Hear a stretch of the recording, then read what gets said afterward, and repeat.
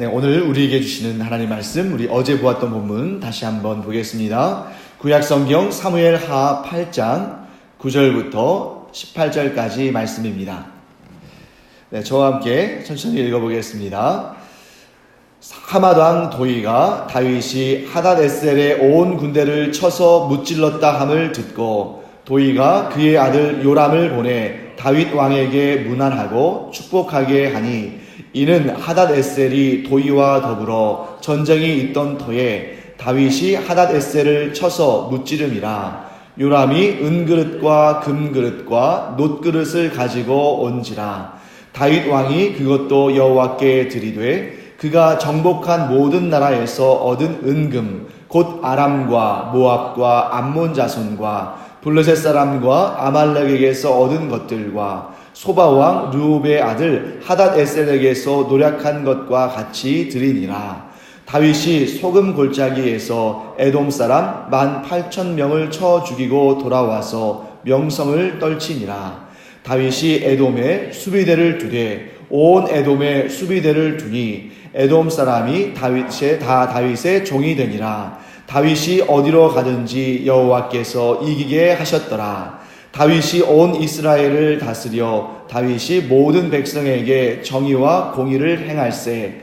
스루야의 아들 요압은 군사령관이 되고 아힐룻의 아들 여호사밧은 사관이 되고 아히두베의 아들 사독과 아비아달의 아들 아히멜렉은 제사장이 되고 스라야는 서기관이 되고 여호야다의 아들 브나야는 그렛 사람과 블렛 사람을 관할하고 다윗의 아들들은 대신들이 되니라. 아멘. 우리 어제 이제 앞부분을 좀 우리가 길게 보았기 때문에 오늘은 어제 뒷부분을 좀 못했죠. 그래서 오늘 앞부분을 조금 요약하고 또 뒷부분을 또 자세히 한번 살펴보도록 하겠습니다. 자, 어제 우리 살펴봤던 내용의 그 핵심은 뭐냐면 우리 하맛 왕 도이에 대해서 말씀을 나눴죠. 그래서 다윗이 소바 왕 하닷에셀을 제압하니까 상대적으로 그 소바와 경쟁 관계에 있고 전쟁 관계에 있었던 하맛이라는 나라가 유익을 얻었습니다. 그러면서 이제 이 하맛 왕 도이가 감사하기도 하고 또 자기의 라이벌 국가 이 소바를 이겼다는 소식을 들었기 때문에 이 이스라엘의 전력이 또 다윗이 만만치 않다는 것을 알았죠. 그래서 자기의 아들 요람에게 이제 많은 그러한 어떤 선물들을 가지고 이제 다윗에게 보내서 좀 화친의 관계를 가지려고 노력하는 모습을 보았습니다. 그래서 우리 어제 이렇게 정리했습니다. 가장 지혜로운 자는 싸우지 않고 평화를 얻는 것이다. 그래서 우리가 이제 여호수아서에 나오는 그런 기브온 거민들에 관한 이야기도 함께 살펴봤습니다.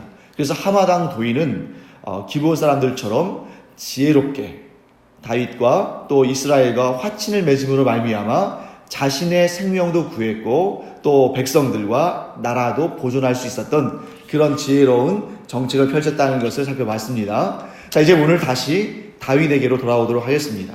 우리 11절과 12절 말씀 보시면 다윗이 모든 전리품, 그리고 여러분 전리품이라는 것은 전쟁을 해서 얻은 것이죠. 그래서 이 모든 전리품과 조공, 예를 들면 이 조공은 이 하맛 왕, 오늘 이렇게 나오는 하맛 왕 도이와 같이 이제 화친의 관계를 맺기 위해서 선물을 주기도 하고 또 일정량의 돈을 주기도 하고 이런 방식을 우리가 말할 수 있습니다. 그래서 다윗은 전쟁을 통해서는 전리품을 얻었고 또 외교적인 관계를 통해서는 조공을 얻었는데 이것을 전체 다 하나님께 올려드리는 그런 모습을 보게 됩니다.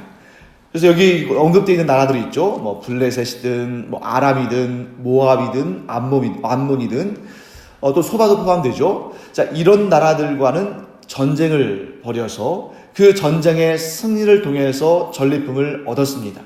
그리고 하맛 왕 도이와 같은 경우에는 이제 화친의 선물 또 그 후로는 조공 이런 것들을 얻었는데 그것 역시 하나님께 드렸습니다. 자, 다윗이 왜 이 모든 전리품들과 이 모든 조공들을 또 선물들을 하나님께 드렸을까? 저는 두 가지의 의미에서 살펴보았습니다. 자, 첫째, 다윗이 이런 전리품들과 조공들을 온전히 하나님께 드린 데에는 다윗의 신앙 고백이 그 안에 담겨 있습니다. 자, 다윗은 어떤 마음을 가지고 전쟁터에 나갔습니까? 다윗 안에는 항상 이런 마음이 있었습니다. 어떤 마음이냐면 전쟁은 하나님께 속한 것이다.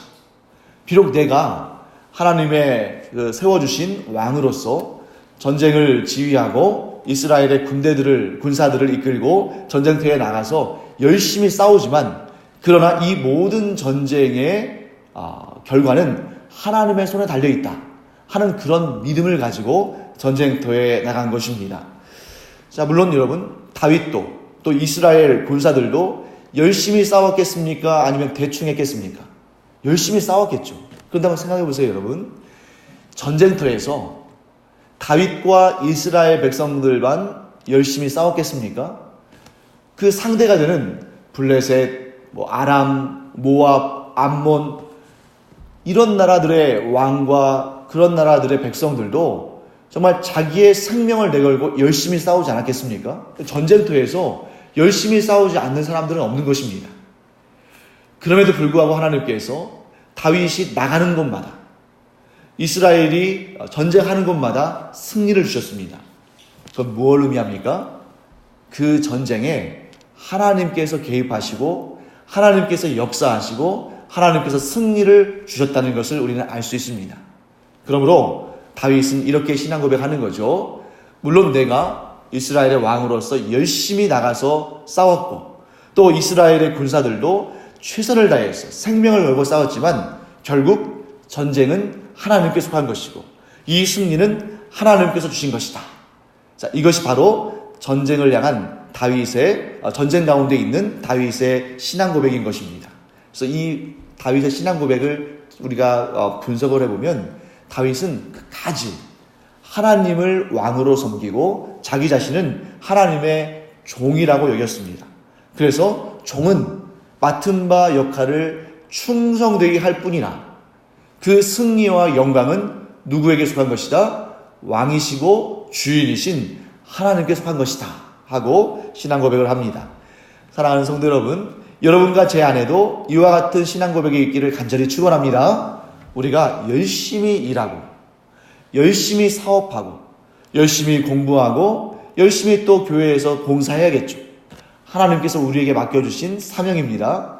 그러나 내가 열심히 했다고 그 결과 역시 나의 것이라고 생각하면 그것은 더 이상 우리가 하나님의 종으로서 하나님의 사역자로서 예수 그리스도의 제자로서 살아가는 삶이 아닙니다. 그 모든 결과에 있어서 나의 이름을 내세우고 나의 공로를 내세운다면 이미 그 인생의 주인의 자리에 누가 올라앉는 거죠? 자기 자신이 올라앉는 것이죠. 그렇기 때문에 여러분과 저는 항상 하나님의 은혜 가운데 겸손히 주를 바라보며 충성을 다하기를 간절히 축원합니다. 충성을 다하는 것은 우리의 몫이고 그 모든 아름다운 열매를 맺게 하시는 것은 하나님의 은혜인 줄 믿습니다. 그래서 충성을 다하는 다윗의 영성이 그러면서 끝까지 겸손하게 다윗은 비록 왕이었고 그가 어디를 가든지 승리했기 때문에 정말 모든 사람들로부터 인정을 받았겠죠. 그럼에도 불구하고 그 모든 것을 오늘 본문에 따르면 전리품과 또 이 조공을 하나님께만 드렸습니다. 자기 안에 교만한 마음이 있다면 어떤 생각 갖겠어요? 이 전쟁 내가 잘 지휘해서 승리한 것 아닌가? 이 외교도 내가 지혜롭게 해서 이웃 나라들에서 우리에게 조공을 바치는 거 아닌가? 그러므로 내가 이 모든 것을 소유하고 내가 너희들에게 은혜를 베풀겠다. 이런 마음은 하나님께서 기뻐하시는 마음이 아닙니다. 우리는 평생토록, 아니 천국에 이르러서까지 하나님의 종이요 우리를 통해서 하나님께서 영광 받으시기를 간절히 사모하는 그와 같은 겸손한 종들이 되기를 간절히 축원합니다. 이처럼 다윗이 모든 전리품과 조공을 하나님께 드린 데에는 그 안에 다윗의 신앙 고백이 담겨 있다 하는 것이 첫 번째였습니다. 자, 그 다음에 두 번째는 다윗은 자신의 시대적인 소명을 명확히 알고 있었습니다. 이것이 바로 다윗이 하나님께 모든 전리품과 조공을 드렸던 이유입니다. 그러면 다윗의 시대적인 소명, 다윗의 시대적인 역할은 무엇인가? 이걸 우리가 알아야겠죠. 여러분, 다윗은 여호와의 성전을 짓기를 간절히 원했다 하는 것을 여러분과 제가 계속적으로 지금까지 살펴보고 있습니다. 다윗은 간절한 마음으로 여호와 하나님의 전을 짓기를 원했지만, 성전을 짓기 원했지만 하나님은 허락지 않으셨습니다. 그런데 여러분, 다윗은 하나님께서 자기 당대에 성전을 짓는 것을 하나님께서 허락하지 않으셨지만, 그렇다고 해가지고 그냥 아무 일도 안 하고 또 그 성전을 위한 어떠한 준비도 하지 않고 그냥 나는 안 되는구나 하는 그런 절망적인 마음으로 인생을 허비하지 않았습니다. 자, 여러분, 이 모든 전리품과 조공을 하나님께 드렸다는 것은 뭘 의미하겠어요? 하나님을 섬기는 용도 외에 다른 식으로, 예를 들면 어떤 국가적인 무슨 요새나 왕궁이나 그런 건축물들을 건축하고 보수하고 하는 일에 이것들을 사용하지 않았다는 거죠. 국가를 운영하는 데 필요한 그런 자금으로 이런 전리품이나 조공을 사용하지 않았다는 겁니다. 온전히 여호와 하나님께 올려드렸다는 거예요. 그러니까 아마도 제 생각에는 다윗이 이렇게 전쟁을 통해서 거둔 전리품과 또 외교 활동을 통해서 얻은 조공들을 큰 창고를 만들어 놓고 그걸 보관했을 것 같습니다. 그리고 그 창고는 어디에 있었을까? 제 생각에는 하나님의 성막 주변에 있었을 것 같아요. 그래서 이것들을 가지고 하나님의 성막, 즉 하나님의 언약궤 앞에서 하나님께 드리는 행사를 하고 아무도 손대지 못하게 아주 충성된 청지기들에게 이걸 맡겨서 그 창고 안에 들여놨을 것 같습니다. 그러면 이것을 언제 사용했을까요? 그 아들 솔로몬 당대에, 솔로몬이 성전을 지을 때에 그 자금으로, 그 용도로 사용했을 거라는 것을 우리가 알 수 있습니다. 그래서 우리가 이 내용은 제가 그냥 그렇게 판단한 것이 아니라 이제 우리가 점점 앞으로 사무엘하 또 열왕기상 공부할 텐데 이 뒷부분에 가면 그런 내용이 또 등장합니다. 그래서 솔로몬은 사실 아버지 다윗이 준비해 놓은 이러한 성전 건축을 위한 모든 재료들을 지혜롭게 사용했을 뿐이지 정작 이 성전 건축을 위한 준비는 누가 한 거예요? 다윗이 한 것이죠. 그렇기 때문에 다윗은 성전 건축을 시작하지는 못했지만 넓은 차원에서 보면 성전 건축을 위해 누구보다 존귀하게 쓰임받은 것입니다. 곧 하나님께서 다윗이 하나님 앞에 성전을 건축하기를 간절히 구했을 때 그거를 허락하지 않으신 것은 다윗을 미워하셔서 너는 성전 건축을 위한 어떤 일도 하지 말아라. 그건 나의 뜻이 아니다. 이렇게 말씀하신 것이 아니라 비록 성전 건축 자체는 너의 때에는 되지 않고 솔로몬 때에 되겠지만 나는 너를 기쁘게 받는다. 하나님께서 다윗을 기쁘게 받으실 때에, 그리고 하나님께서 다윗의 집을 견고하게 세워주셨을 때에 다윗은 그래, 이제 나는 받을 것은 충분히 받았다. 내 때에 되지 않으니까 그냥 나는 다른 일 열심히 해야겠다. 이렇게 생각한 것이 아니라 자기에게 주어진 시대적인 소명을 실망하지 아니하고 그때에 충성을 다하고 그때에 이룰 일들을 생각하면서 준비했다는 것이죠. 사랑하는 성도 여러분, 우리가 지금 기도하기 위해서 이 자리에 모였는데 때로는 우리가 하나님께 드리는 기도 가운데에는 우리 당대에 이루어지지 않는 일들도 많이 있습니다. 우리 후대에 가서, 우리의 자녀 때나 손주 때나 아니면 그보다 더 먼 미래에 가서 우리가 뿌린 기도의 열매들이 그제서야 맺어질 수도 있습니다. 그러면 우리는 그 기도의 응답을 받지 못한 것일까요? 그렇지 않습니다.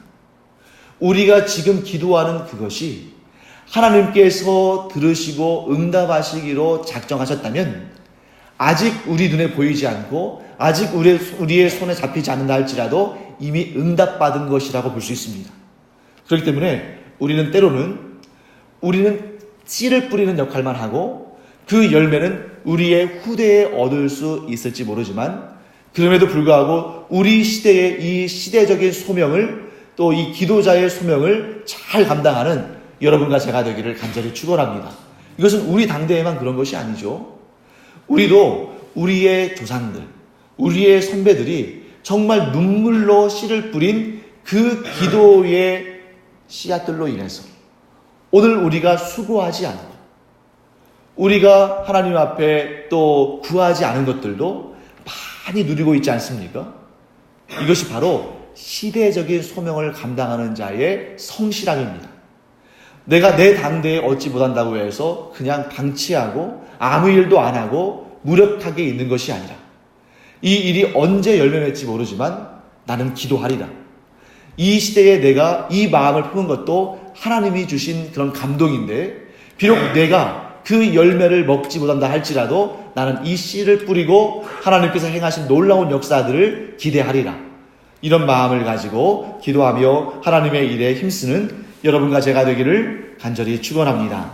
그 이후로도 또 이제 전쟁들에 관한 이야기가 나오죠. 13절 14절 보시면 에돔을 정복한 다윗의 이야기가 등장합니다.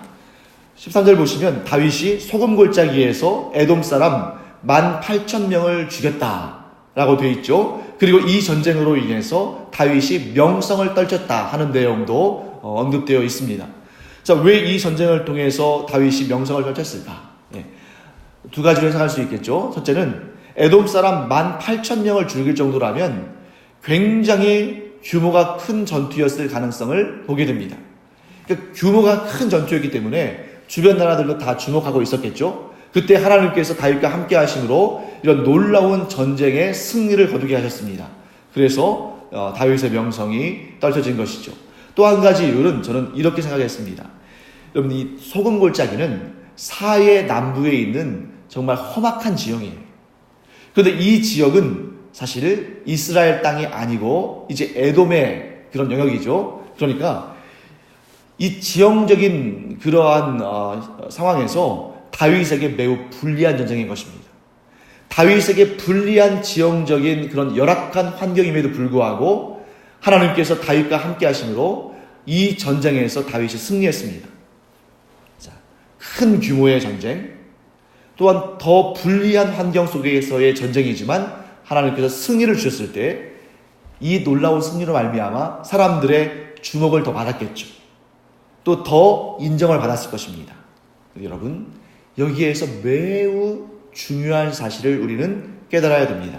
그것은 뭐냐면 사람은 누구나 명성을 얻고 인기를 얻기 원합니다. 그래서 때로는 이렇게 큰 전쟁, 자기에게 불리한 전쟁, 이런 전쟁을 감수하는 이유도 이렇게 자기에게 불리하면 불리할수록 또 그 전쟁이나 이런 일들이 커지면 커질수록 사람들에게서 누리는 명성과 인기는 더 커지게 되어 있죠. 그래서 이러한 큰 명성과 인기를 얻으면 그것으로 끝나는 것이 아니라 더 큰 명성과 더 큰 인기를 얻기를 원하는 것이 인간의 본능입니다. 원래는 그렇지 않았겠죠. 죄가 들어온 다음에 이러한 생각을 인간은 갖게 되는 것입니다. 그런데 여기서 조심할 것. 다윗이 하나님의 도우심으로 이러한 놀라운 승리를 얻었기 때문에 그 모든 영광을 누구에게 올려드려야 됩니까?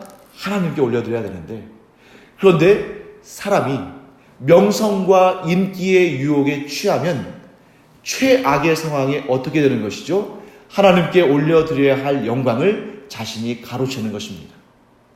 그렇지만 여러분, 다윗은 달랐습니다. 끝까지 하나님께만 영광 올려드렸어요. 우리가 그걸 어떻게 알 수 있냐면 14절 말씀 보시면 이런 내용이 나옵니다. 다윗이 어디로 가든지 여호와께서 이기게 하셨더라. 다윗이 어디를 가든지 어떤 전투를 하든지 여호와 하나님께서 이기게 하셨어요. 이 말씀을 살짝 뒤집어 보시죠. 그러면 어떤 생각을, 하나님 편에서의 어떤 생각을 우리가 읽을 수 있냐면 하나님께서는 다윗에게 어떤 승리를 주시든 간에, 얼마나 큰 승리를 주시든 간에, 얼마나 큰 명성과 인기를 얻게 하시든 간에 다윗을 하나님께서는 믿으신 것입니다. 만일 여러분, 하나님께서 큰 전쟁의 승리를 주시고 큰 명성과 인기를 얻게 하셨을 때 그 사람이 변화연습, 하나님께 올려드릴 영광을 자신이 취하게 된다면 그건 독이 되는 거죠. 그러니까 하나님께서 사랑하실수록 그러한 시험거리를 주지 않으신다는 겁니다. 그런데 다윗은 어디를 가든지 하나님께서 이기게 하셨다는 것은 그가 어떤 승리를 거두든 간에 그가 아무리 큰 승리든 작은 승리든, 아무리 큰 명성이든 아무리 큰 인기든 그것을 얻었을 때조차도 하나님의 영광을 가로채지 아니하고 끝까지 하나님께 영광 올려드릴 사람이라고 하나님께서 보셨기 때문에 이렇게 어디를 가든지 승리하게 하신 것입니다. 사랑하는 성도 여러분, 어떤 사람에게는 승리가 약이 아니라 독이 됩니다. 그런데 어떤 사람은 승리가 계속적으로 복이 되고 덕이 되는 사람이 있습니다. 우리가 어떤 사람이 되어야 할까요? 우리가 다윗처럼 하나님께서 얼마나 많은 승리를 주셔도 또 얼마나 큰 영광을 주셔도 계속적으로 하나님께만 영광 올려드리고 겸손한 마음을 품는 그런 다윗과 같은 우리가 되기를 간절히 축원합니다.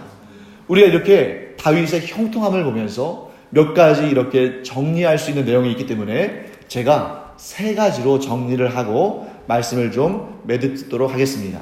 자, 여러분, 우리가 형통한 삶을 살 수 있는 비결. 첫째, 하나님은 기본적으로 우리가 복되고 형통한 삶을 살기를 원하시고 그런 은혜를 준비하십니다. 하나님 그런 분이셔요. 하나님께서 우리를 이렇게 지켜보시면서 네가 얼마나 잘 사나 못 사나 보자. 그때 가서 결정하겠다. 이렇게 하시는 그런 부분보다 하나님께서는 기본적으로 하나님의 자녀들에게 복과 형통과 은혜를 주시기를 마음먹으시고 그거를 준비해 놓으셨습니다. 자, 그런데 2번째, 그렇기 때문에 우리가 어떤 삶을 사느냐가 중요하다는 것입니다. 자, 여러분, 여기에서 우리가 혼동하면 안 됩니다. 우리가 하나님의 은혜와 하나님의 복과 형통케 하심을 얻기 위해서, 그것을 따내기 위해서 열심히 노력하고 열심히 쟁취하고 열심히 수고하고 이게 아니에요. 이미 하나님께서 우리를 자녀 삼으셨다면 우리에게 온갖 귀한 은혜와 복과 형통의 역사를 이루시기를 원하시고 이미 준비해 놓으셨습니다. 그런데 하나님은 이미 준비해 놓으셨지만 우리가 그런 복을 받을 만한 삶을 살지 못하면 그 복은 임하지 않는 것이죠. 이 차이를 아시겠죠? 우리가 하나님의 복을 얻기 위해서, 하나님의 형통케 하심을 얻기 위해서 그것을 내가 받기 위해서 열심히 노력하는 것이 아니라 이미 복과 은혜와 형통은 하나님께서 기본적으로 하나님의 자녀들을 위해서 예비해 놓으시고 준비해 놓으셨습니다. 그런데 그것을 받지 못하는 삶을 우리가 살아서는 안 된다는 거죠. 이미 준비되어져 있는 복을 우리가 받지 못하는 그런 안타까운 삶을 살지 않기를 간절히 축원합니다. 그러면 어떻게 살아야 할 것인가? 3번째입니다. 우리가 오직 하나님만을 믿고 섬기고 모든 상황 가운데에서 하나님을 구하고 하나님을 의지하며 또한 하나님의 말씀에 순종하고 모든 순간 어떤 결과에서든지 하나님께 영광을 올려드리는 이러한 다윗과 같은 삶을 살아간다면 우리가 어디를 가든지 하나님께서는 우리를 승리하게 하시고 우리가 무엇을 하든지 하나님께서는 형통케 하실 줄 믿습니다. 물론 여러분, 우리가 살다 보면 경험적으로 좀 질병이나 실패나 이런저런 문제들을 우리가 경험하게 되죠. 그런 문제들 앞에서 우리는 내가 하나님께 어떤 죄를 지어서 내게 어떠한 문제점이 있기 까닭에 하나님께서 이런 부분들을 이렇게 막아두시거나 혹은 어려움을 경험하게 하신다. 물론 이렇게 우리가 스스로를 돌아보며 스스로를 이렇게 점검하는 마음 갖는 것 매우 좋은 일입니다. 그래서 그때까지 아주 절실하게 느끼지 못했던 죄의 문제가 있다면 그것을 또 하나님 앞에 또 회개하고 용서받는 그러한 계기가 되는 것도 아주 좋은 일입니다. 그런데 여러분, 분명히 기억해야 됩니다. 우리를 향하신 하나님의 기본적인 마음, 우리를 향하신 하나님의 한결같은 뜻은 우리를 복되게 하시고 우리를 형통케 하시기를 원하신다는 것입니다. 그 가운데 우리는 2가지를 애를 써야 한다는 거예요. 첫째, 회개할 부분은 확실하게 회개해야 됩니다. 죄를 품고 하나님의 은혜를 구하는 것은 참 이거는 아이러니한 일이잖아요.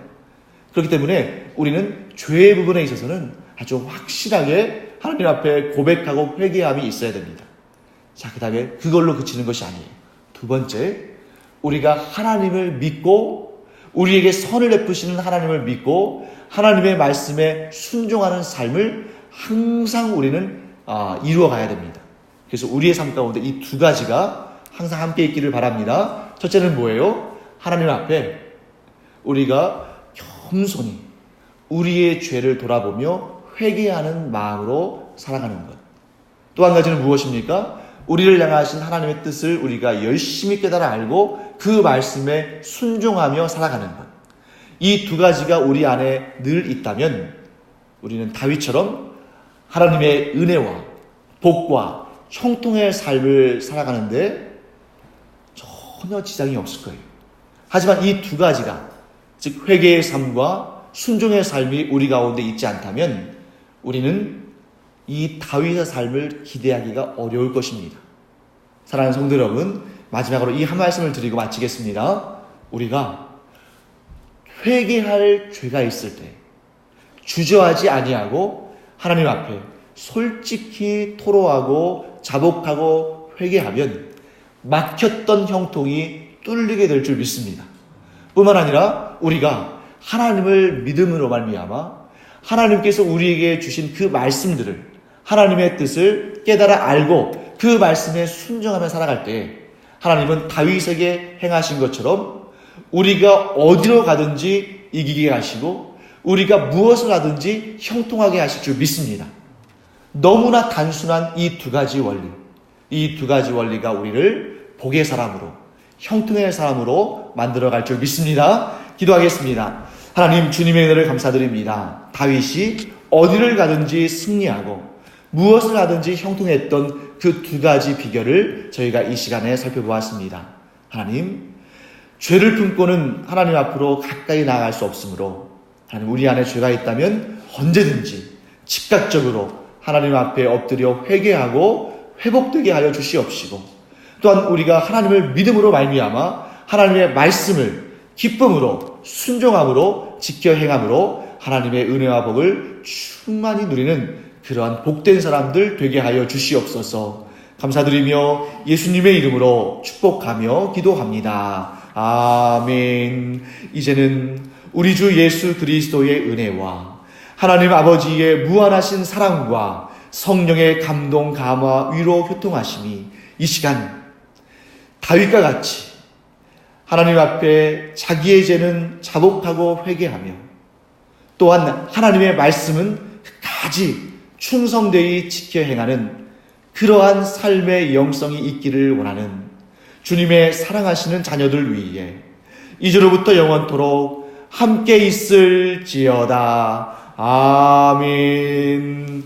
시간 우리 기도할 때에 하나님 앞에 회개할 죄는 회개하고 하나님의 말씀을 우리가 기억하며 순종함으로 하나님께서 다윗에게 주신 그 승리와 형통을 얻기를 축원합니다. 기도하겠습니다.